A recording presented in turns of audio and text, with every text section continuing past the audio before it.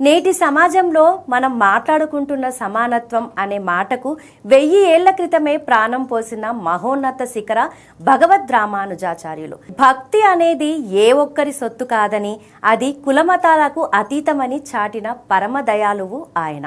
ఆ రోజుల్లోనే అంటరానితనం అనే చీకటిని చీల్చుకుంటూ అణగారిన వర్గాల వారిని ఆలయాల్లోకి ఆహ్వానించి వారికి అష్టాక్షరి మంత్రాన్ని ఉపదేశించిన విప్లవాత్మక ఆధ్యాత్మిక యోధుడు. రామానుజుల దృష్టిలో భగవంతుని ముందు అందరూ సమానమే. అందుకే ఆయనను సమతామూర్తి అని కొలుస్తాం. మనం బాగుండడమే కాదు, మన చుట్టూ ఉన్న సమాజం కూడా బాగుండాలి అనే వారి సిద్ధాంతం నేటి భారత రాజ్యాంగ స్ఫూర్తికి పునాది వంటిది. శాస్త్రం అంటే గోడలు కట్టడం కాదు, మనుషుల మధ్య ఉన్న అంతరాల గోడలను పడగొట్టడం అని ఆయన నిరూపించారు. పాత నీటిని పంపించి కొత్త నీటిని ఆహ్వానించని చెరువు ఎలా కుళ్ళిపోతుందో, మారుతున్న కాలంతో పాటు మారని ఆచారాలు కూడా సమాజానికి హానికరమని హెచ్చరించిన దార్శనికుడు.